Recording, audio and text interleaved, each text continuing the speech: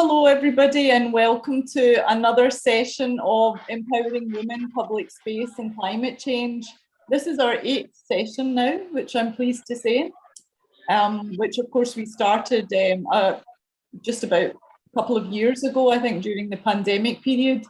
So here again, of course, in our talk session, we continue to share, exchange and highlight projects and research from the global perspectives and some of our case studies from some of our partners and extended network, and from those working in collectives, initiatives, from policy making to practitioners, really discussing the challenges and the positive impacts of projects and research on the ground, emphasising the strong link between these topics of empowering women, public space and climate change. And so in this session, we're discussing women's collective action for climate action, women's collective action for climate action, discussing the potential of women's actions, networks, movements in shaping the future of climate action and driving transformative change in the context of public space and cities. Exploring ways to strengthen women's voices and influence in the global climate discourse. So just to introduce myself, which I should have done at the beginning, I'm Rosina Spinoa. I'm the director and founder of Beglium. And this session is together co-organised with Louisa Bravo, who's here also to co-host with me from City Space Architecture, and our partners of Her City, a joint initiative of UN Habitat and Global Utmaning, are also partners of this session, as well as the new European Bauhaus as partners of BIDS Belgium. So we'll start our session with our 3 distinguished speakers whom we have today. We have Carmen Meis, MPA. We also have Sahar Attia. And just so that I also give you, of course, their titles, because they will present their own bios for us. And we also have Tsitsu Mofokeng. So Carmen is an urbanist and creative entrepreneur. And we have Dr. Sahar Attia, a member of the Egyptian Parliament and Emiratus and professor at Cairo University. And Tsitsu Mofokeng, who is a gender urbanist. So Carmen, you're over in Miami, you were saying. Dr. Sahar, you're based in Cairo at the moment. And also Tsitsu, you're over in Cape Town. And so on that note, I pass over to my co-host, Dr. Louisa Bravo. Thank you, Rosina, and nice to be in this series of talks that we have been starting some time ago now. This is, as you said, this is the 8th talk that we are hosting. And as you said, I'm the partner of this initiative, Empowering Women, Public Space and Climate Change. I'm the founder and president of City Space Architecture, who is a non-profit organization based in Italy. And we develop a series of projects and initiatives from academic research to activist actions and design activities in Italy, but also internationally in cooperation with the UN Habitat. I'm glad to be part of this very interesting project on empowering women. And I would like to mention that we have just hosted here in Bologna, where we are based in Italy, at our artistic headquarters, which is the Public Space Museum. We have hosted this exhibition, Imagining Public Space with and for Her. And we also published an article on our web magazine, Mastering Public Space, that I can share in the chat, where you can also read the work of amazing women around the world on this gender perspective. Rosina is also one of those amazing women. But you will find many other contents, and you will see that there is already a lot of work that have been developed in terms of research, reports, actions, a lot of activist engagement, but also, I mean, with a very strong foundation in terms of solid background and solid initiatives. We are hosting, for example, contents from ARUP, and also from University of Leeds in this exhibition. So you will see that it's a very large, complex, rich, and interdisciplinary topic. So I don't want to be too long. I will put the link in the chat so that you can read the article. We are also preparing the virtual exhibition, so that later you can also experience the exhibition on the website of our museum. So now back to you, Rosina, so that you can introduce our speakers. Excellent. Thank you for that, Louisa. And thank you for also the exhibition. I was very happy to participate in that. So I go on to our first speaker, Carmen Mess, MPA. I would like to hand over to you, Carmen. I've made you co-host also, just in case you have a presentation, and if not, that's fine. Oh yeah, I don't have one. That's fine. I've been a creative entrepreneur, and I leave you to explain what you do and a little bit about your bio and your work. Absolutely. So there's going to be noise in my background. I apologize. I'm at a conference and I'm around the corner, but down the hall and around the corner, they're getting lunch. So it's a little rambunctious. So if you can't hear me, just let me know. I'm going to work to speak loudly so you can. So my name is Carmen Mays. I am originally from Birmingham, Alabama in the United States. That's where I currently live.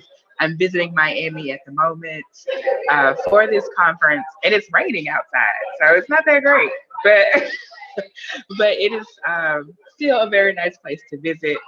And my work in urbanism is it's very interesting. I grew up with my mother being a neighborhood officer. She still is a neighborhood officer. She's our neighborhood's president. And so I've been going to neighborhood meetings since I was a small child, and observing how people participate in their community. I work full time as the chief of staff to Councilwoman Carol E. Clark. She is one of the city councilwomen here in Birmingham, so I manage her office. We have about 10 to 12 neighborhoods that we are responsible for. And things can vary from trash not getting picked up on time, clogged drains, or property management issues. We're having a lot of issues with people aging in their single family homes and not having either the ability, skills, or the money to maintain their homes.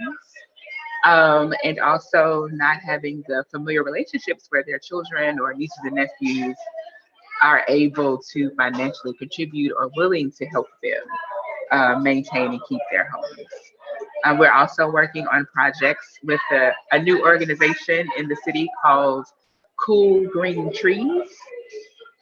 And Cool Green Trees is an initiative to plant and keep healthy as many trees as possible. And so we'll be working on some placemaking activities, which I can go more in depth on.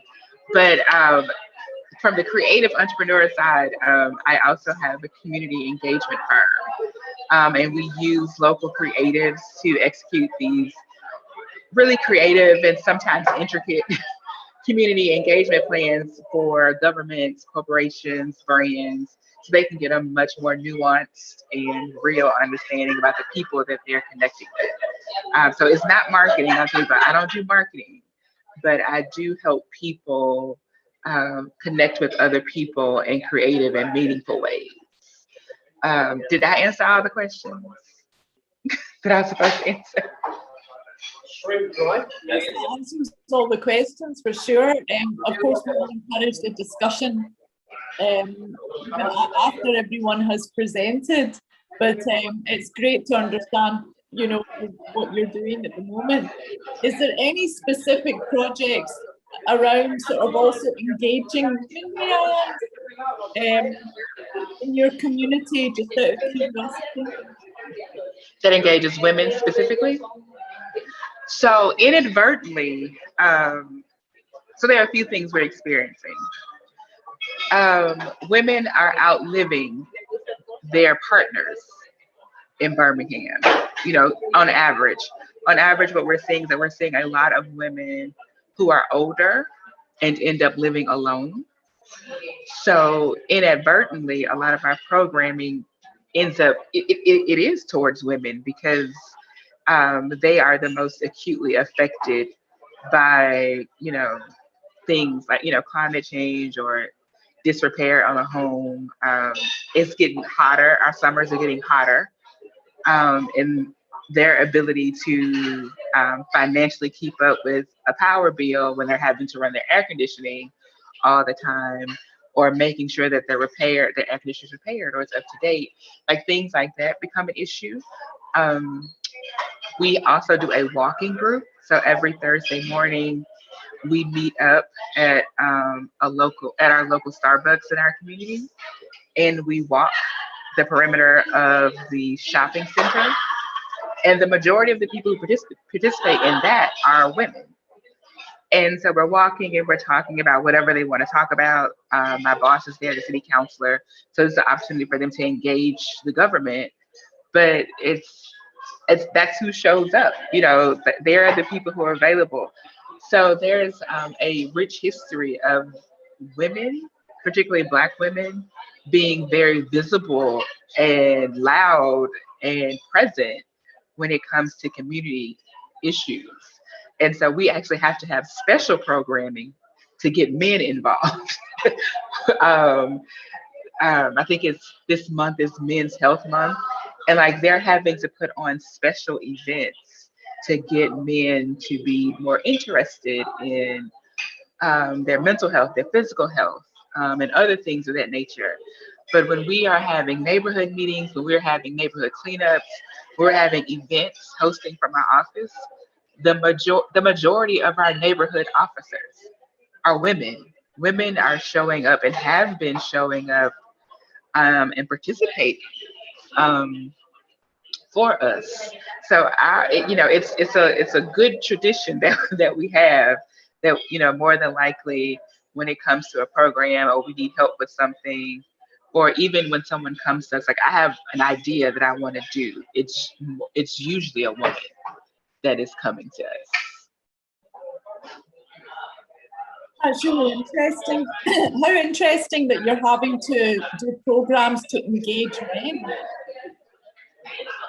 Yeah, I mean, it depends. So like, you know, when it comes to more technical financial things, we think about developers, like who are our residential developers, who are our home builders, who are our commercial development builders.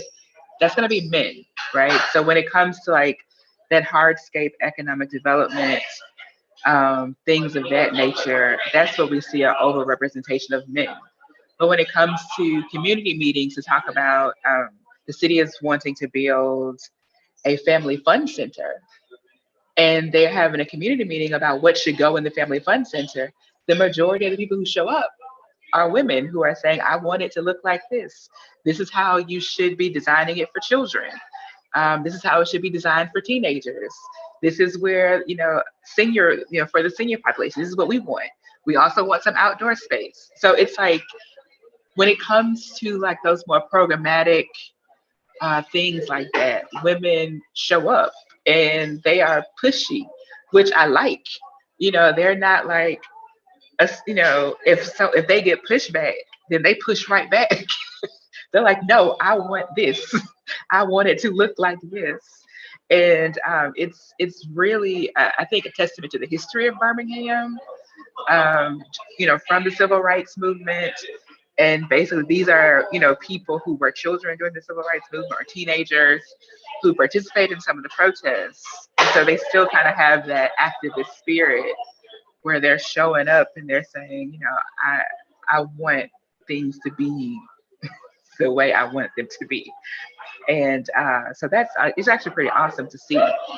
That is also concentrated among older women. We're not seeing younger women show up and be as demanding and as present as we see our older women. And so that is something that my boss and I noticed and trying to figure out. So what kind of intergenerational uh, opportunities should we be providing so that our young women, women who are my age, Gen X women, and I don't know, I'm a millennial. What do we call the people? Gen Z, the Gen Z people, like getting them to be just as invested and demanding about, you know, where the parks should be going and what programming should be in the parks and what they want to see. And like, I have an email in my inbox right now from a woman who's like, we need a new roof at our community center, and she will not let up. And I love it. Like, it doesn't annoy me at all. Like, every week she's emailing, she is calling because she wants a new roof on her community center. And so my, I guess our goal and hope is to get younger women to be as demanding and as pushy and as visible when it comes to that kind of community engagement. Do you think it's like the older women are more active because, like you're saying, there's a generation where they're alone, they're outliving the men. It gives them purpose. It gives them this drive to be together more, and it's also about health and well-being. So sort of covering aspects of loneliness, and this is why you're seeing more of the sort of mature women that are more of the activists. Yeah, I think they're also older and they're more settled and they're more confident. I think I've heard women as they get older often talk about how how they view themselves changes and how they view the world changes, and they're not as concerned about what people may say or what people may think. This is what they want. This is what they're doing. So I think some of it is just life. You get older, you experience life, and you're like, you realize that life's too short to not have the things you want. So I think some of it is just, the confidence you get as you get older. They do have less responsibilities. Like they have adult children. So, if you're not, and they're most likely retired, so they have more free time. But finding spaces and ways for women who are still working and or in childbearing age or have children. Our challenge is to find ways and vehicles for them to communicate to us as well, and not feel like, oh, I can't make that meeting because I'll be at work, or who's going to watch my kids. Our children are loud at this meeting or what have you. But I also think that's a great way for us to work with our older folks. I'm like, hey, can a couple of y'all come up here and like keep an eye on the kids while their parents are engaged in this process? Or, can we move the neighborhood meeting from 5 o'clock to 6 o'clock so people who work have a chance to come to the meeting? But yeah, I think, as the generations get older, they get more confident. And I think also they understand the gravity of it differently because they've lived life. So they know how important things are. And sometimes in our youth, things are just fleeting and we're not really grounded to a place in particular. We're just kind of wherever we are. And so we may not be as committed to its development. Whereas these people, like, this is where my house is. This is where, my family is. This is where I raised my family. This place has a lot more value and meaning. So it's just, those like figuring out like how the differing attitudes based on where you are in your life cycle impact how active you are in the city, and then trying to get all those people to mix together and get them to realize that even if you're only going to be here 5 years, you still should have impact. Absolutely, Carmen. Now, Carmen, I know that you have another session in half an hour. Are you able to stay on a little bit with us?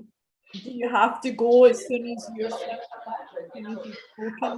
I can stay on about like 10 more minutes, particularly if there are any questions or comments that anybody has. Exactly. But yeah, about 10 more minutes, I'm good. Yeah, because normally what we do is with each speaker presents, but of course, as Carmen, you've got to go soon, and it's more of a discussion. If anyone has any questions and wants to share or exchange with Carmen, I would say we do that now as she has to leave.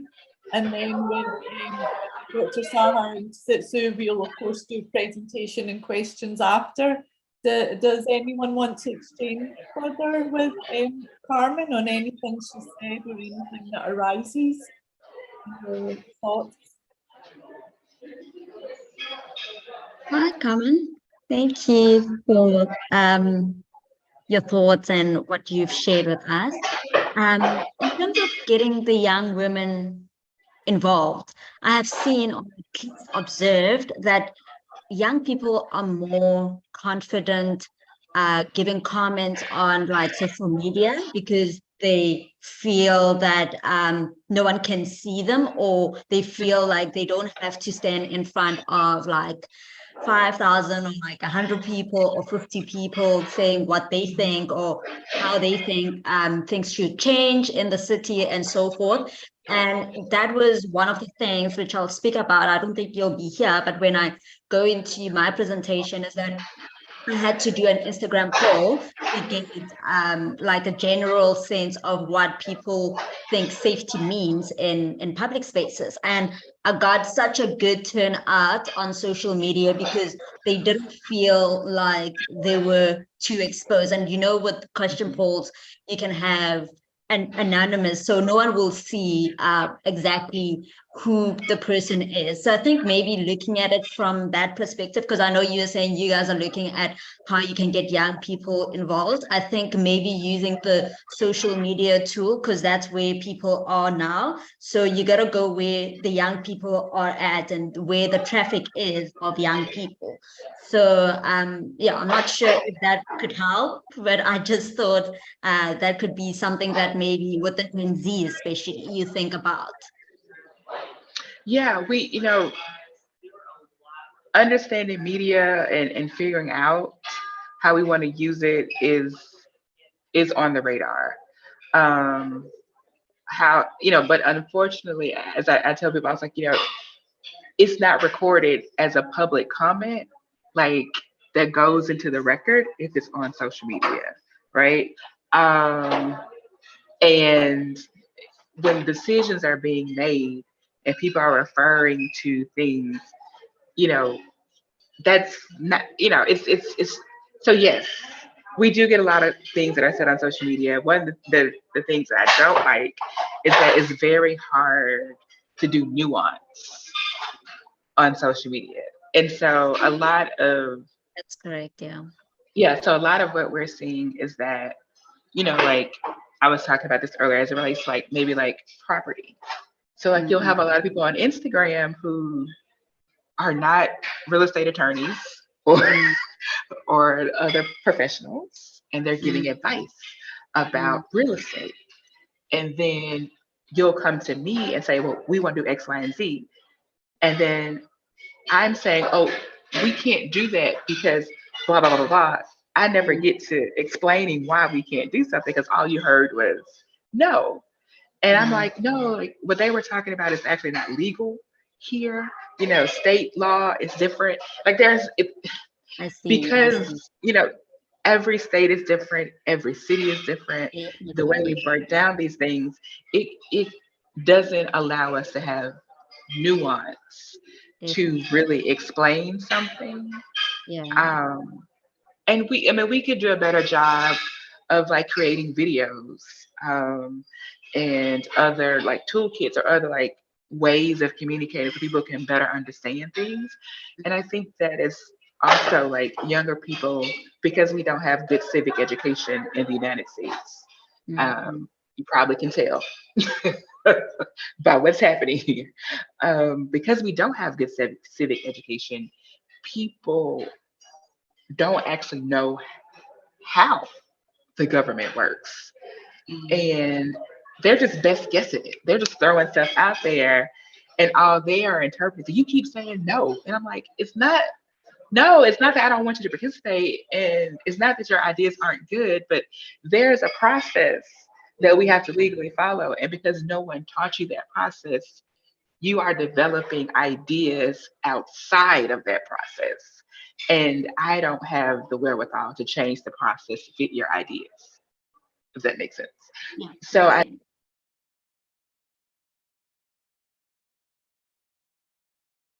You're muted. Carmen, you are muted. Sorry, I hit the button.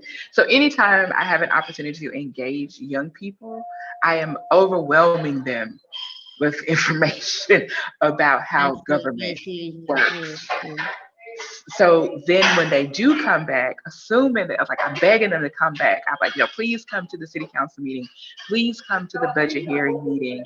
Even if you don't know what's going on, come, because then I can sit with you. I can go through the book with you. I can explain it to you. So next time, your thinking will be with the knowledge of this process and your input is more valuable. But yeah, so I think that's, like, I want to, but like, I can't, I lose my job arguing on Facebook with some of these people because sometimes they're just so upset and it's like, no, that's not what I'm saying.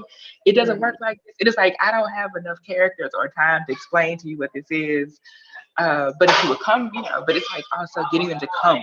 Like, even if you don't say anything, you don't make a comment, just start hanging out in City Hall. It is a public building. Just hang out and stop somebody. Like, what do you do? It just, just try to get an understanding, because that mystery is there. And for some people, it serves a purpose. It's purposeful. Like, there is a real benefit for certain people to have a lot of folks not understand what's going on. So it's not like it's easy. Yeah. But some of us are committed to explaining things, and we're just trying to figure out, like, what's the most efficient way instead of going person to person. Yeah, no, I hear you. Thank you so much for that. You're welcome. So thank you, Carmen, for giving us an idea of what's happening on the ground. This is an everyday challenge. I mean, to explain, to meet, to share, to clarify, because sometimes some very simple misunderstandings just come from a miscommunication and fact that maybe people don't read, are superficial, and you need this kind of push, no, but you didn't understand, or no, I want you to know this and that. It's extremely important. And so that's why also here with our talks, we are always trying to establish this environment where we present contents, but we also discuss. And we create this very close relationship with women that probably do not know each other, and they would like to know what's happening, how they can learn, and how they can actually promote initiatives, taking lessons from other women in other countries. I was very I was following when you said that in the US you do not have a civic education. Well, probably we need to have another talk regarding what it means, but I think I understood. Yes, so I think we take one semester, like a half of the year of government in school. And it's like that's, and so unless you go on to study it in college or something like that, so there's like no real class. And I remember years ago when we were experiencing a lot of xenophobia among immigrants in the United States. Mm. And, the organization's like, could you pass the US citizens test? And the truth is that a lot of people who are born here are not educated about the United States itself enough to actually pass the test that immigrants have to take to become citizens of the United States. Mm. It's just not taught. You're not, I mean, you just learn it by experience and your proximity. So had my mother not been a neighborhood officer since I was a child, Mm. I would more than likely feel no connection to the city government and have no curiosity about how are things decided and who's making these decisions and why is the sidewalk right here and not over there. Like that, it's like people, we're just not taught it, and therefore engagement is low because people really don't know and fully understand how impactful certain levels of government are. Like everybody's on board for the presidential race, it gets the most publicity, right? Every 4 years we're like, you know falling over ourselves to talk about the president. But mayors, state legislators, states, office holders, attorneys generals, um, all of these other different offices, even judges that we vote in, like people can't explain to you what judge does what and why they voted for. Like it's really embarrassing. But we do not have proper civic education, so we don't have proper civic participation. Mm. Ah, yes. Okay.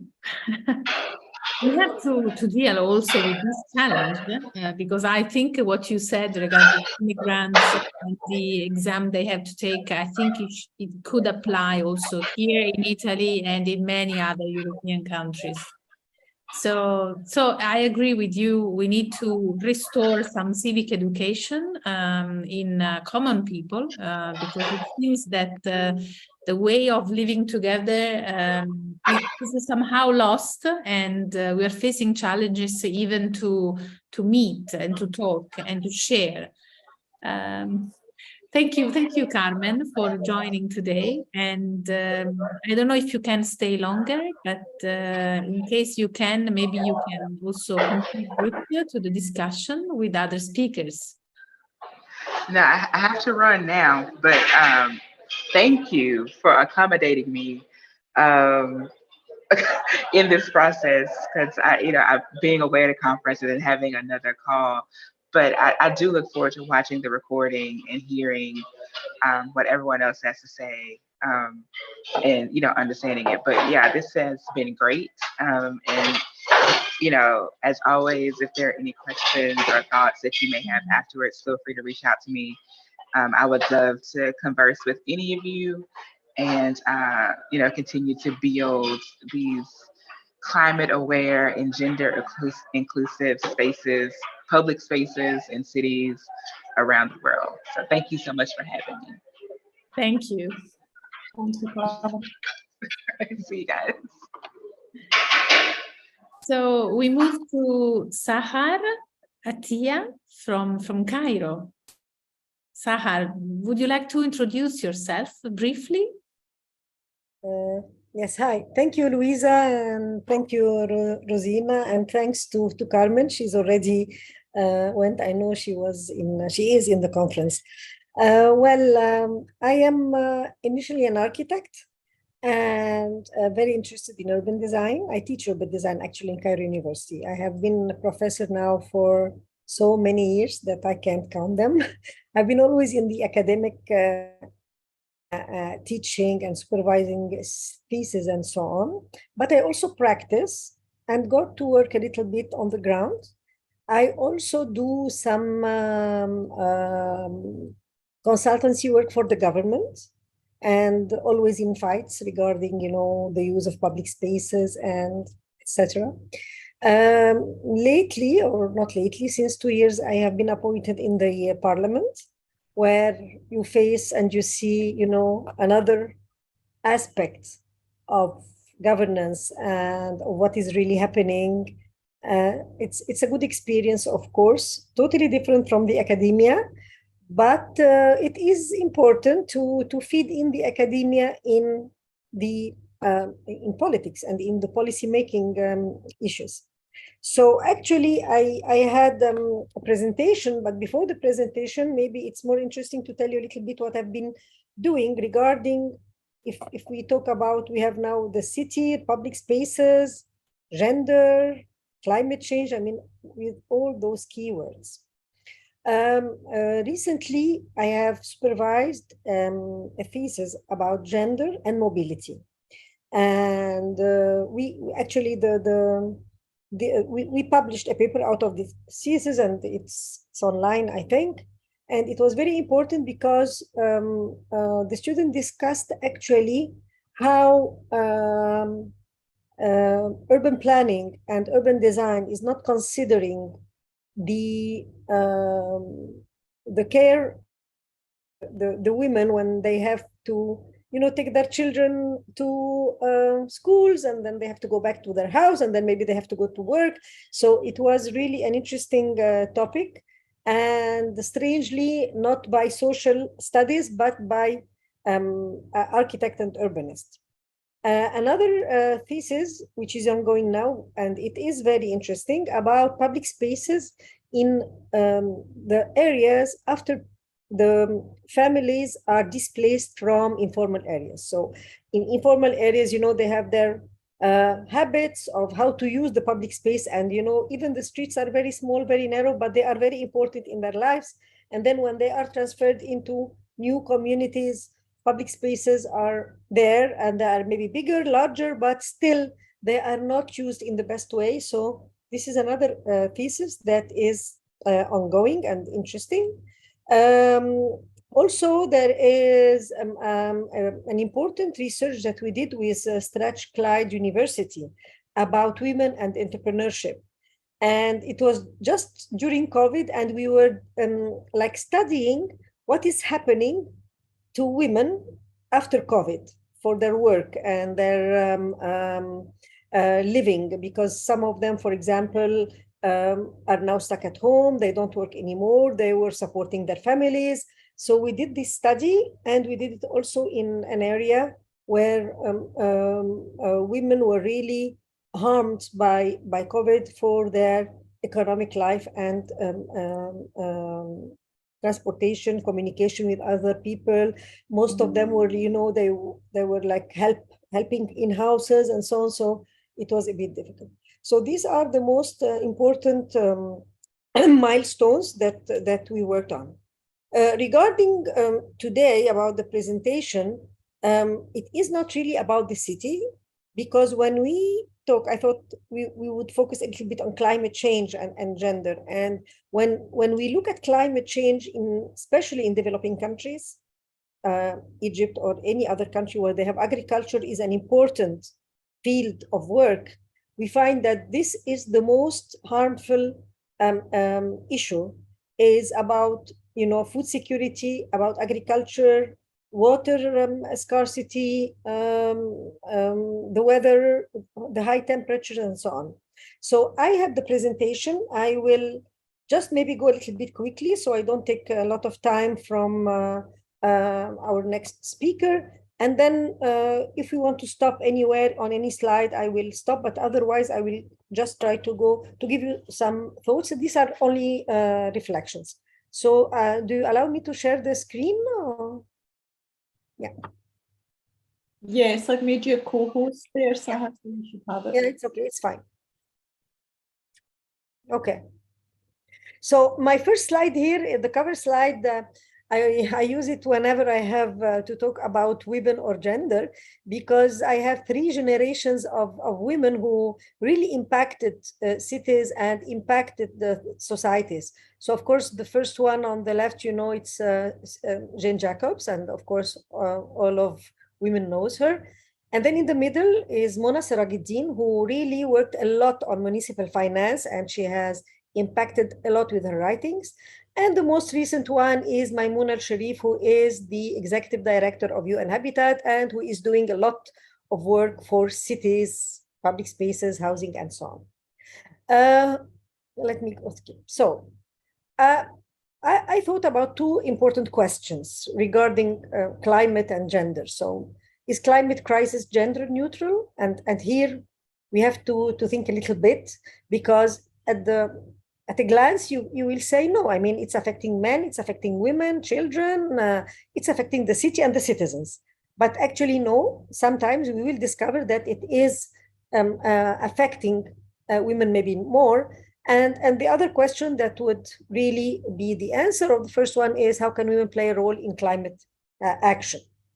And to introduce this, I think we know that women, they have the majority of the world's economic report, and especially in Egypt, we have a lot of percentage of women who are supporting the families, even if the husband is there, but she is the one who is working, who is supporting the family, and financially also, I mean, not only in the work of the house or anything else, and especially in agricultural work.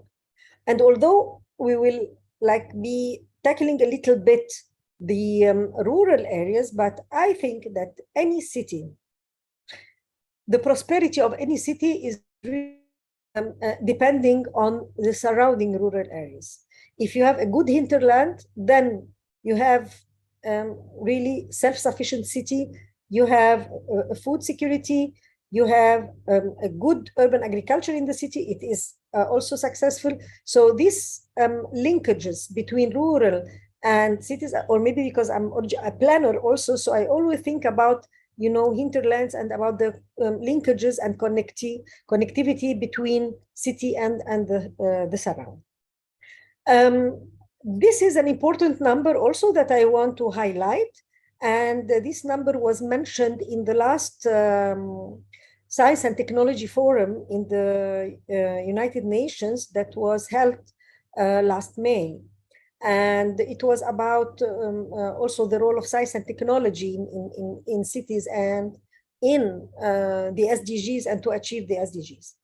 And then if we say that climate change is one of the fields that needs really innovative solutions using technology and science, because it is a science, then the role of women in the science and technology should be good, because we constitute more than 50% of the world. But it is still limited, because out of 500 million people working in programming or in technology and in science, we have only 100 million. So it's 1/5 only of those who are working are women. And hence, I think we should encourage more to enter women to enter this field and to achieve this integration. I have some points that show a little bit examples of collective actions related to agriculture, but also related generally. I mean, for example, we need to have that, I mean, women should have knowledge about how climate change is affecting their local communities. I don't think any of the women working in rural areas in Egypt or in many other countries really understand this impact and really understand how climate change can affect them. They feel that there are problems with water or with climate, but not really the issue of climate change. So awareness here is needed. And we, of course, have to agree that the collective actions can lead to more equitable and sustainable solutions to climate change. Without forgetting that women are not only working to also the primary caregivers in their families and communities, and have a vested interest in ensuring the future generations have access to clean air, water, and food. These are two examples for collective actions regarding climate actions. In India, we have the women farmers have formed collectives to share knowledge about sustainable farming practices and to advocate for policies that support small-scale agriculture. And in the United States, the women-led organizations such as Moms Clean Air Force have been instrumental in pushing for stronger environmental regulations. So women collective action really can be helpful and has been successful in international climate negotiations. And we can see that even in COP27 that happened in Egypt, we have seen that as well. And in 2015, the Women and Gender constituency played a key role in securing language in the Paris Agreement that recognizes the importance of gender equality in climate change. The barriers, we all know that there are always challenges and barriers to secure the rights of women and to gender equality, security, economy. So the two significant barriers are, the first one, access to resources and funding, and we need more women-led organizations to struggle to secure funding for their projects, which can make it difficult to sustain their work over the long term. We have some organizations in Egypt who help for small businesses, small agricultural projects, but still they are not on the wide range that should be efficient. Another barrier is the lack of representation of women in decision-making processes. And this is really very harmful. Women are often, excluded from government in many countries. I'm not talking about Egypt. In Egypt, we are starting to have a good role. I mean, even among parliaments, for example, Egypt is not bad. We have 28% of women parliamentarians, which is good. Comparing to last round, we had only 14%. So it doubled. Many other countries actually have a good representation of women. I was really also very impressed about Rwanda, for example. In Rwanda, among the parliamentarians, they have 60% of the parliamentarians are women. So this is a nice comparison I always look at, women parliamentarians in different countries and the rank. And the ranking is interesting. So maybe if you just Google it, you will find it. It's very interesting. Some strategies to overcome the barriers, of course, provide resources and funding, help NGOs, for example, or women-led organizations, and of course, the promoting leadership of women in decision-making, which really can involve advocating for policies, require gender balance in leadership positions, or providing training and mentorship opportunities for women who want to take on leadership roles. So let me tell you that, for example, we need, if we can address some also social and cultural issues, not only among women, but among men, it is important, because I will show you some pictures maybe or some reflections on the Egyptian women in rural areas, for example. So we have some facts to mention very quickly, that gender equality is now among the 2030 agenda in Egypt, and I believe in many other countries. The other point is that the women are really having an increasing role in high-level positions and in leadership. But, and the big but is, we have some norms, we have some behavioral patterns, the culture, still a huge barrier, especially in the urban poor societies, in rural areas, in southern Egypt, in many other areas where we still have this gap between the role of women and the role of man in governance or in leading some important positions. I will put this link in the chat after I finish. And this link is the World Economic Forum project, accelerators to close the gender gap. And Egypt was one of 9 countries, and I think the only one in Africa that had this project. And it is a very interesting one. So I will give you the link so you can have a look at it, maybe. These are some pictures that show you a little bit how women are absent here. These are 3 pictures where I was doing a consultation in cities. So the first one up there was northern Egypt in Matruh area. And, there are more Bedouins and no women were attending. And they say, yes, but this picture was like, let's say about 7 or 8 years ago. So it's an old one. I hope that things are better now. I don't think so. The other one on the right, upright, is also in one of the small villages. So as you see, all men, and here you can see my back in the picture, and all surrounded by men, and they respect me, they deal with me very well, but it's only that their women and their wives are not allowed maybe to go out. And also the picture here, we can see the down, we can see some women in the back or in the up, but I mean like one among 20. So still we need them also to have the right to talk and to stay. But these pictures are a bit older. I think now there is a movement. So as I said, Egypt hosted the COP27, and we had a great dialogue regarding the engaging women and engaging, of course, also youth, about how to, to participate in decision-making process. Here are some facts, maybe they are significant to rural areas and to climate change. For example, according to recent studies, Egypt is one of the countries the most vulnerable to effects of climate change. We have rising temperatures, we have decreasing rainfall, very decreasing rainfall. We have water scarcity and desertification. So therefore, you can see that I'm sure that many other countries are suffering from same effects, but Egypt is really suffering from climate change. And it has a direct impact on the livelihoods of rural working women, who make significant portion of the agricultural workforce in Egypt. So as such, it is essential that we understand the challenges they face and work towards finding solutions to support them.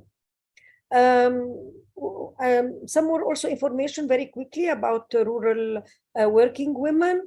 They mostly are, of course, low-income families. They work long hours, really long hours, and it's all manual labors. We don't have, they don't have those equipments, those technological tools, so they work manually. Economy, they have numerous challenges, including discrimination, lack of access to resources, and limited representations in decision-making comparably. But now it is getting really, I think it's getting better.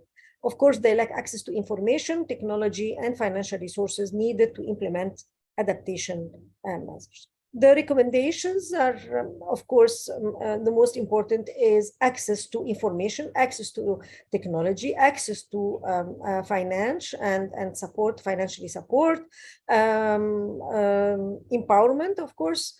Some successful initiatives such as community-based adaptation programs and microfinance schemes have shown promise in supporting rural working women in adapting to climate change. It is essential, of course, to build on these successes and scale up efforts to ensure that rural working women are not left behind in the fight against climate change. I can jump to conclusions now. And of course, as you see, climate change is a threat, not only to millions of working women in Egypt, it's all over the world. And we have to understand the challenges, and we have to figure out innovative solutions, and we have to improve access to resources. We have to promote gender equality and scale up successful initiatives that we can ensure that rural working women or any working women is not left behind. My final words is we need to encourage everyone to get involved in women's collective action, government, NGOs, academia, researchers, government. I mean, all the stakeholders there should agree that women collective action is important, is crucial to create a sustainable and equitable future for everyone. And I believe, and I'm sure that you all believe, that women bring unique perspectives and experiences to the table always. I don't know why, but maybe because we are used to be multitasked, or because we think in a different way. But I think that the women involvement in decision-making process can lead to more effective solutions to climate change. Well, there are significant barriers to women's collective action, but there are always strategies, and I think there is always a will to overcome those strategies. I finish with this nice quote of Kofi Annan about gender equality. It is a precondition for meeting the challenges of reduction of poverty, promoting sustainable development, and building good governance. Thank you. I hope I was not too long. Not at all. That was a wonderful and thorough presentation, Dr. Sahar, absolutely wonderful. And indeed, couldn't agree more concerning the fact that we need to have more cross-sector collaborations and working transdisciplinary, multi-level. We need the NGOs, we need the governments, policymakers, and working with the practitioners. That's certainly something that we encourage more of, and I think we're starting to see more movements regarding women coming together and at least trying to create more awareness around the topics of women, public space, cities, and gender equality overall. But thank you so much. That was an incredible presentation. Thank you very much for that, Dr. Sahar. So of course we'll have questions after Tsitsu's presentation, which I move on to Tsitsu Mofoking, who I will pass over to start to present. So I'm just gonna greetings everyone, first and foremost.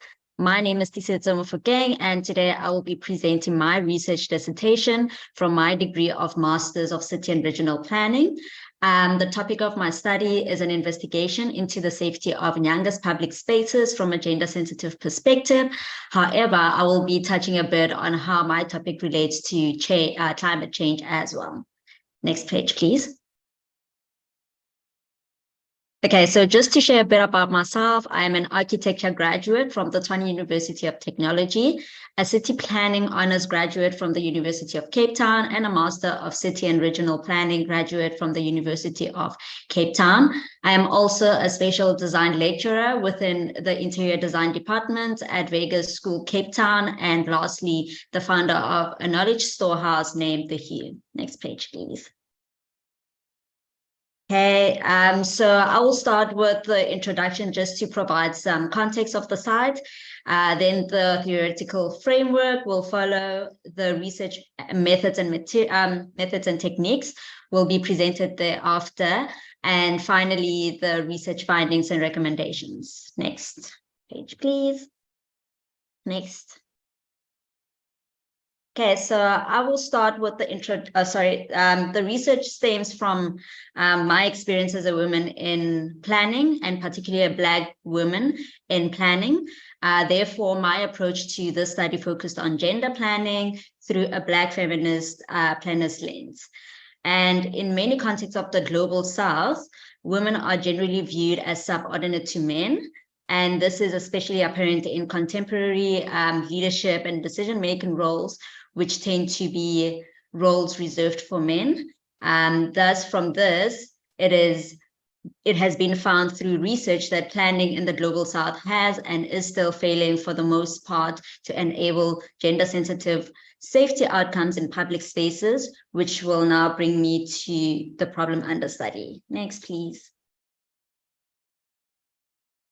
Okay, so Nyanga is one of the oldest Black townships situated at the edge of the Western Cape province and in the center of Cape Town metropolitan area. Within this township, I have identified 3 crime hotspot public spaces of which are unsafe for women, which then leads me to the aim of this study being to explore how and why Nyanga's public spaces are failing to enable gender-sensitive safety outcomes, and the main research question asking how and why are Nyanga's public spaces are failing to enable gender sensitive safety outcomes. Next, please. Okay, so these are the 3 crime hotspots. So we've got the taxi interchange, we've got the road adjacent to that, and the road opposite that. Next, please. Next, please. Okay, so now because of the complex nature of the topic under study, a theoretical framework was established that explicitly allowed for a rigorous analysis of the research findings. To this end, I engaged in a review of gender planning through a Black feminist planner's lens, women's fear and urban safety, and the role of public spaces literature. And this review allowed me to establish subsidiary research questions and the assessment criteria. It is worth noting, though, that the literature reviewed informed some of the recommendations that were made. Next, please. Next. Okay, so in order to answer the main and subsidiary research questions, I made use of the following methods and techniques. Case study research method, which aided me in an in-depth investigation of women's safety in public spaces within a focus of Nyanga as the case study area. The advantage of using this method is that it relies on multiple sources that in turn produce deeper insights and meaning of the entity under study. However, limitations of this method are that they do not easily allow for one to generalize, nor do they represent anything other than themselves. And then we went on to ethnographic research method, which focuses on the study of group of people in the context they live. This method was suitable for advancing my understanding of what makes a group tick. And the advantage of this method is that it allowed me to work with women and get an insight into their everyday experiences of safety in public spaces. The limitations of the method are the same as the case study. And in terms of techniques, I used face-to-face interview, which included a grassroots group, namely the People's Environmental Planning Organization, and also worked with the local residents from Nyanga, the women local residents from Nyanga. I made use of semi-structured interviews that allowed for spontaneous comments and reflections, and then field observations aided in the documentation of people's body language and vernacular languages within the public spaces, and mapping aided in the identification and description of the existing conditions of the 3 public spaces under study. The last technique I used was social media and Instagram question poll. I created a question poll that lasted for 24 hours to get a sense of what safety in public spaces means to women and the general public. This technique allowed me to engage and connect with the general public without meeting face-to-face, and it also provided me with a new window into people's experiences and their general interpretation of what safety means in public spaces. Next, please. Okay, so this research involved factors that warranted ethical considerations, and so to this end, I embraced an ethical, respectful approach to the study. Next, please. Next. Okay, so these are the research participants that were involved. It was myself, the interview, one of the local residents, Nolu Babalo, Kanyisile Batiswa, Charlene Boucher, and the NGO interviewee, which was Dolly. Next, please. Okay, so this is a list of the research findings. However, I will only be focusing on the 3 highlighted findings, but I'm happy to elaborate on other findings during the Q&A session. Next, please. Recommendations to the study were also informed by precedent studies that focused on the concept of safe city, convenient city, and a city of distinctive public spaces in order to promote gender-sensitive safety outcomes in public spaces. Next, please. So public facilities in Nyanga are found to being poorly maintained, and residents complained that they would have to walk far to use a bathroom, a public bathroom. It was also found that public bathrooms and their surrounding are not well lit, and therefore women avoid using these facilities. Next, please. And then the recommendations for public facilities are that the facilities and urban environment should be kept clean. There should be a provision for the maintenance of the facilities and provision for a 24-hour patrolling system around such areas to ensure safety and security at all times of the day. The placement of public bathrooms should also be near transport and retail nodes to ensure convenience and accessibility within walking distance. Next, please. And these are people who would be involved in fulfilling the recommendations: local residents, NGOs, and the local government. Next, please. Street furniture in Nyanga is not well maintained and often obstructed by trees, thus not used. Signage in Nyanga is also not visible and also either vandalized or obstructed by trees, which makes women uncomfortable in navigating through these public spaces. Next, please. Recommendations for street furniture and signage include involving women in spatial planning and design processes, rethinking and redesigning the placement of street furniture and signage to encourage active edges or spaces, and maintaining the quality of street furniture and signage in order to promote safety. Next, please. Next, please, some of the lighting and signage. And then the people who would be responsible to fulfill these recommendations, to make sure that these recommendations are fulfilled, would be the local residents, the academics, the built environment professionals, the local government, and the private sector. Next, please. And then we get to the last one, which is urban vulnerability in Nyanga is an issue, and open spaces are often used for illegal dumping. They are not well lit and access points are not visible, which often leads to women not visiting such spaces. So local residents also complain that there are no parks to take kids to play, and that parks are unsafe and not clean. And thus the recommendations to address urban vulnerability is to involve women in spatial planning and design processes, provision for adequate public infrastructure to promote safety, plan and redesign public spaces that reduce crime in under-maintained open spaces on roads and pedestrian paths, encourage community involvement, and lastly, encourage the linkage of public spaces and the connectedness of the urban environment. Next, please. These are the recommendations. Next, please. And the actors to be involved: local residents and NGOs, local government, and the private sector. Next, please. Other recommendations were provided by the Instagram participants. Next, please. And this is recommendations were then used to come up with a spatial planning design resolution on plan. Next, please.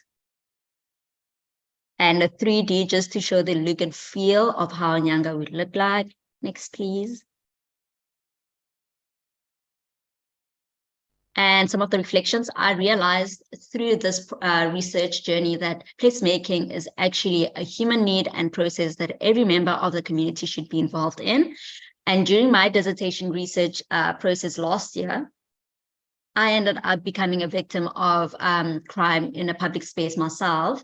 And I realized that it is important for more gender perspective approaches to be applied in public spaces, and that spatial planning and design recommendations should be workshopped in townships like Nyanga. And I'm currently working on a project that's doing so, which is Girls Make the City.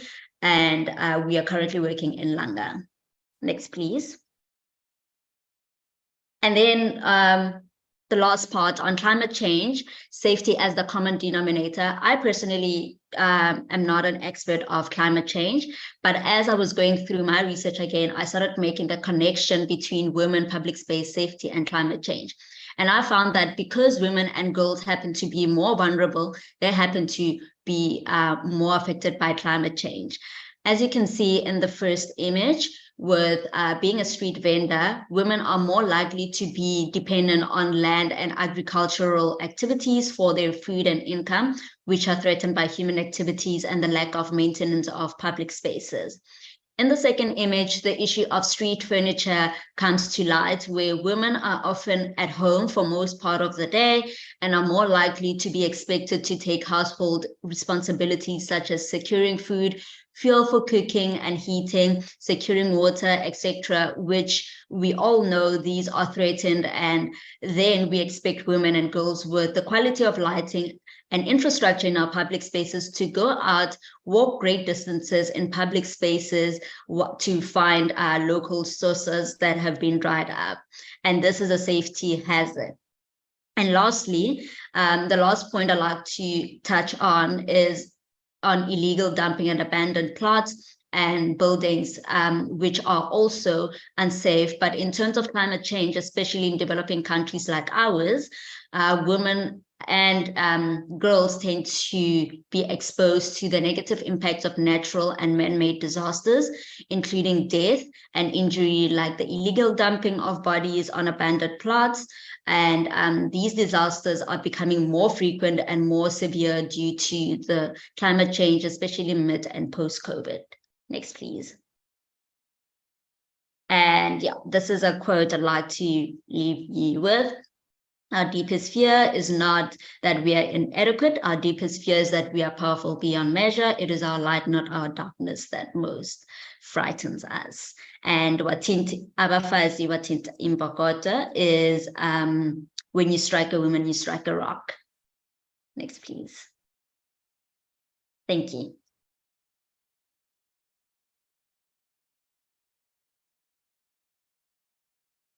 Well, thank you, Disetso. I don't know how to pronounce your name. That's correct, Disetso. Yes. Well, it's interesting because you are actually designing conditions for women to feel safe and experience public space and also meet other members of the society, because, I mean, a proper space is also giving opportunities to women to be fully engaged in what's happening in public space and what's happening in the city, because these unsafety conditions are actually not giving women the opportunity to leave their home place and to be out and to explore cities' opportunities. So it seems that I mean, in your research, which is very detailed and it's touching so many contents, you advocate for a better design, furniture, infrastructure, and whatsoever what you presented. But do you think this is enough? I mean, if we design better cities, if we actually have a proper design which is inclusive, which is has this gender perspective, do you think this is enough? I don't think just designing is enough. I think designing and co-designing with the community could help, one.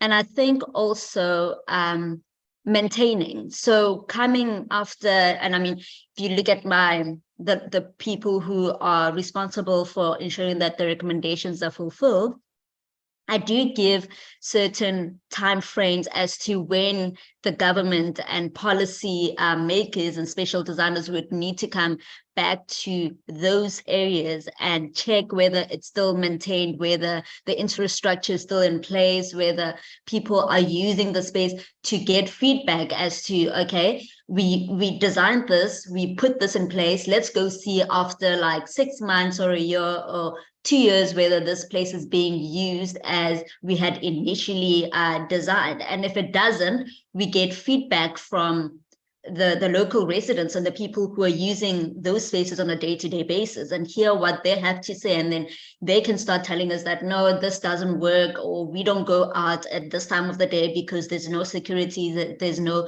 patrolling happening, the infrastructures are like street furniture are used for opportunities, you know, like people who are doing robbing us and stuff like that. So, I mean, I think it's an ongoing process, and it's something that you don't design and leave. You always need to come back and check up on those type of spaces, especially if you're not a local resident and a person who lives in the area. Yes, very good. Sorry, my question was a bit provocative.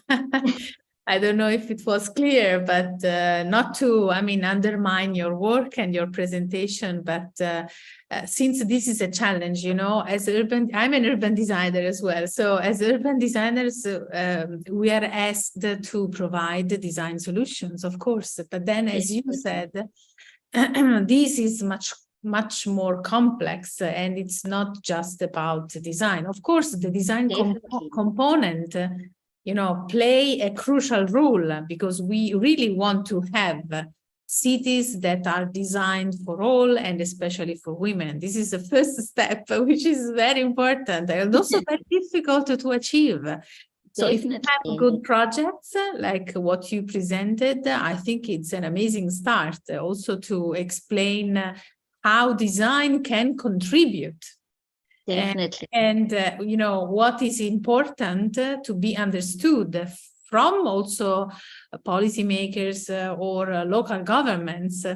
But then, as you said, I mean, we are into a much more complex process that requires, you know, a constant presence and monitoring strategy and, you know, engagement of stakeholders and so on. I think Sahara wants to contribute.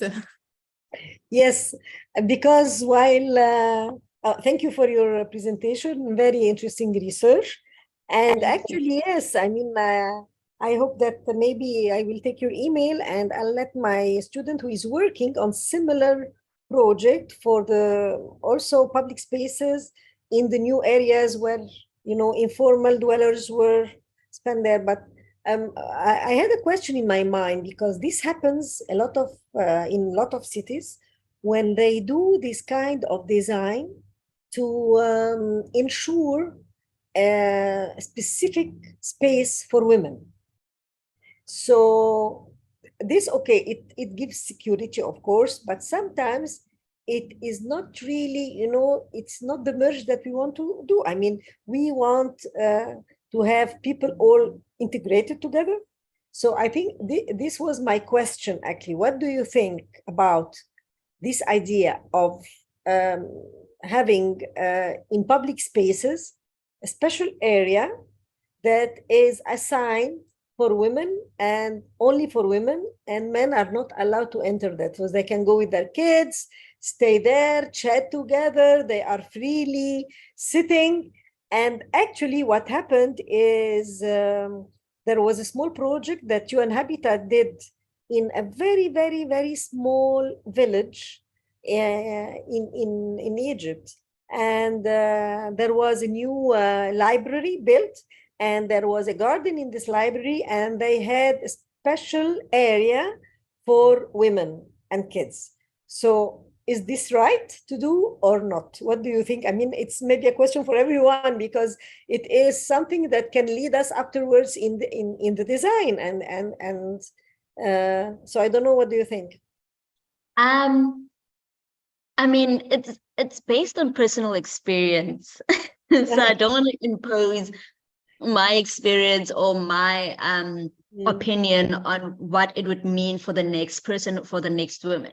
But when I was doing my question poll, and I had like just a question on how can women reclaim public spaces for themselves, or so I put a question out, and one of the answers, and I remember one of the answers that we got as well in one of our workshops that we did, is that women need spaces just for women, mainly to breastfeed and also to run to when they are being abused at home, like domestic abuse and so forth. So they you know, just told us that those are the type of spaces that they would need, so they can go, like the GBV problem that we are experiencing worldwide. You know, they would like to go to places or public areas where they can feel safe and they can just go spend some time there for like 2-3 days and just to gather themselves. They mentioned as well, like breastfeeding areas where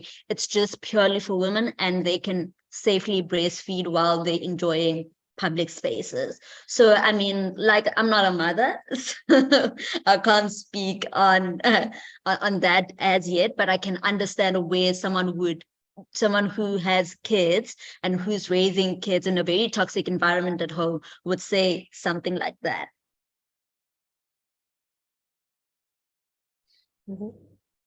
Thank you. Thank you. Thank you for the question.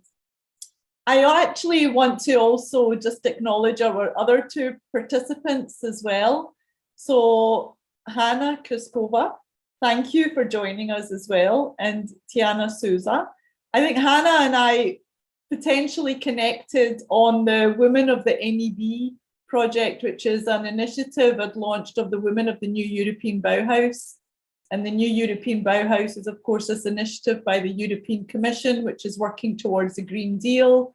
And we launched the Women of the NEB. In fact, we did a presentation last year and we followed it up also this year with 3 streams: women in public space, women in funding, and women in storytelling. And so Hannah and I had connected on that. So happy to have you here, Hannah. Maybe you have some questions also. And just before we go there, I'll also just introduce also Tiana Souza. So thank you, Tiana, also for joining us from Brazil. You're a junior program assistant at UN Habitat Brazil. And you're also a geographer and you live in, now, how do I pronounce that? Pernambuco, the northeast region of Brazil. And you're a researcher of cultural geography with an emphasis on participatory mapping. And you're doing your master's degree at the Federal University. Thanks for joining us there. And so, Hannah, I jump back to you there. You want to give us a little bit of background about yourself. If you want to unmute, it's completely up to yourself, and then we'll jump to Tiana.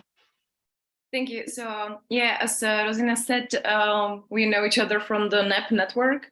I work as a culture manager and project manager at the university here in Czech Republic, particularly at Faculty of Multimedia Communications. So it's full of design, arts management, marketing, also like space design, spatial design we have.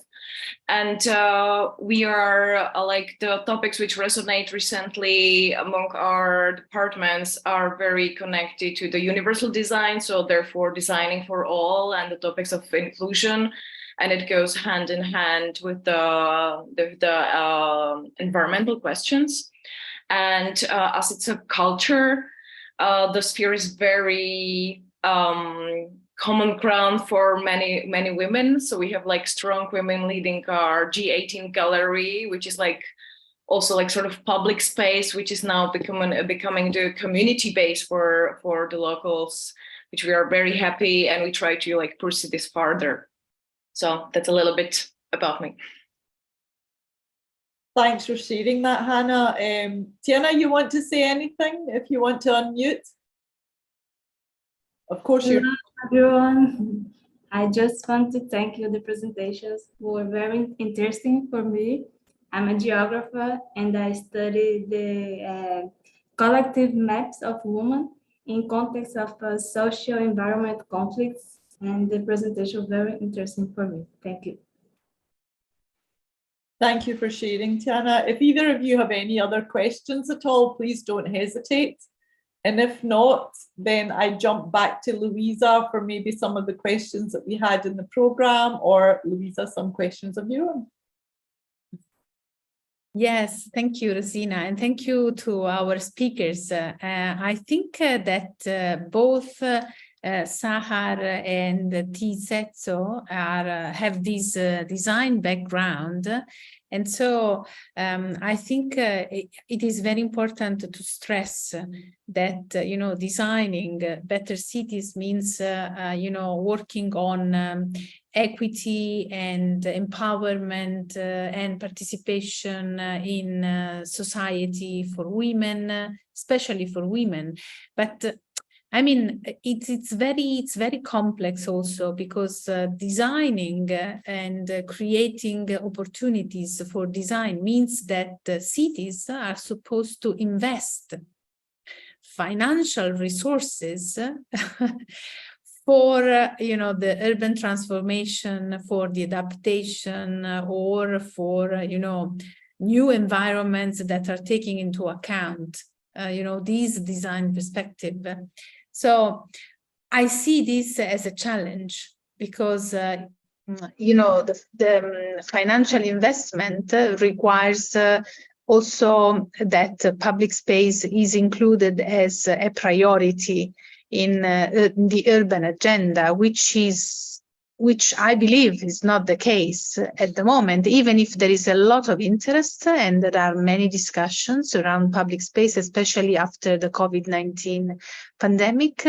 But I would like to ask both of you, what do you see as an opportunity in terms of, governmental action and so financial management of urban design solutions?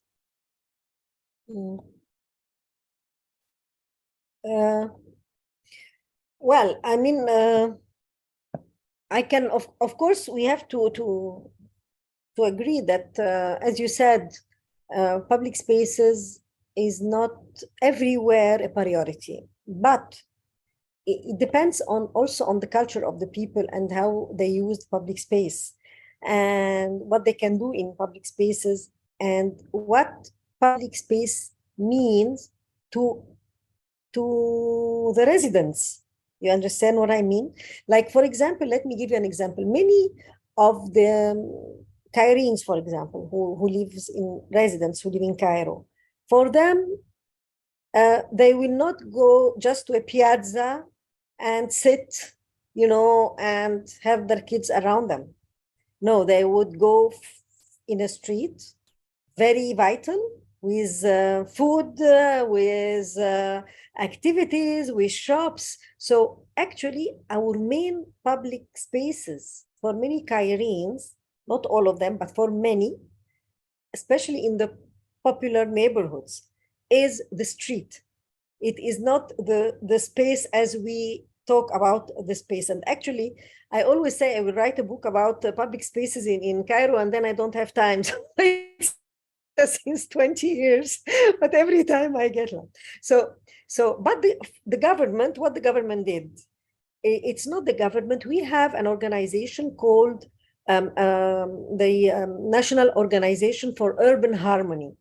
And this organization started to think about public space and did a lot of competition among young urbanists, urban designers, and architects, and also professionals, to redesign public spaces to make them of good use.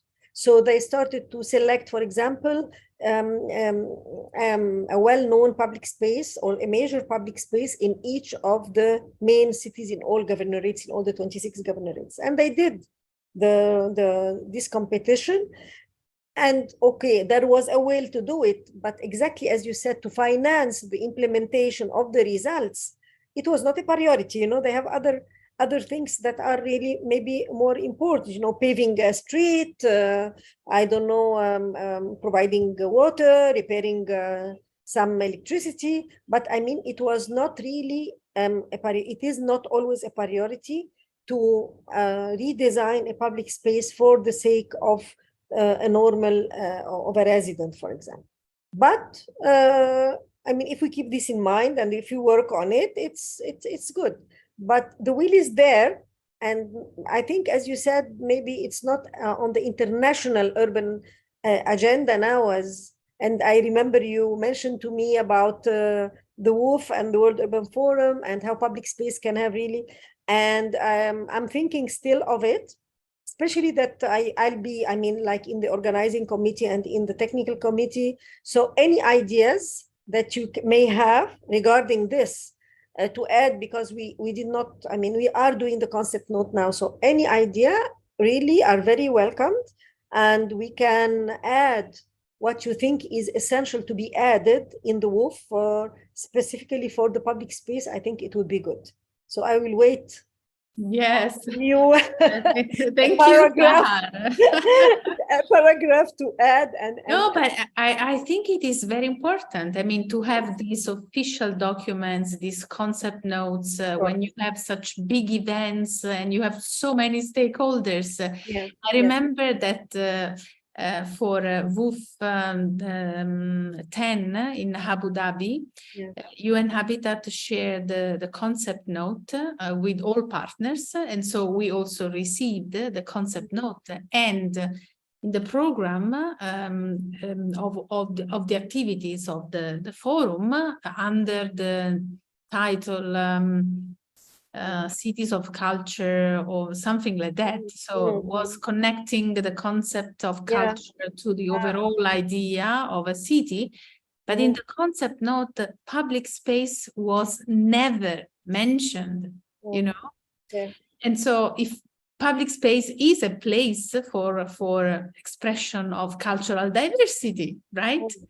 But then, I mean, I can understand that for some countries, maybe public space is also a challenge, especially because of this, you know, diversity that we have to consider. So I think we should discuss more regarding I will be waiting for it. But let me tell you something. You know, now with the social media and with the virtual public space, we have now virtual public spaces. And actually, I have a paper with one of my students who did also a PhD on this, on the, you know, digital and virtual public spaces and the role of social media to replace public space. For me, it will never replace it, of course, but it is actually replacing, and it is happening. Maybe this is not the best thing to do, and there is less. Of course, there are some, you know, people communicate through media and through the virtual spaces, but it is not like, you know, a real public space, especially in cities where the weather is nice and where the people are sociable. So I think it is, I mean, it is something considered, as you said, and I will be waiting for your input to add in the concept note. Thank you. Well, I agree, because, you know, I teach urban design as you, and it is very important also to meet the students and to talk about design and to actually work on drawings together, you know, with the students. And when I was teaching urban design during the pandemic online, I was very frustrated, because actually it was very difficult to have that exchange that is extremely important, you know, to sit, you know, on the around the same table, to watch all the drawings and to exchange ideas and to discuss together. So I agree that we cannot replace public space on a virtual environment, but still, you know, this is connecting us like now. Exactly. So it has some advantages, as we said. So, yes. So Tiset, so you want to add something? Yes, something quick though. So on what Carmen said, first and foremost, I think the importance of convincing young people that it would, it's going to benefit them in the long run, like them not considering how public spaces are now, or not understanding the politics and social issues, economic issues behind it. They need to start understanding what it means in the long run for the generations to come. So, and one of the things that I found out, one of the findings in my research were that local residents and young people aren't part of organizations like women-led organizations or organizations that are advocating for such spaces.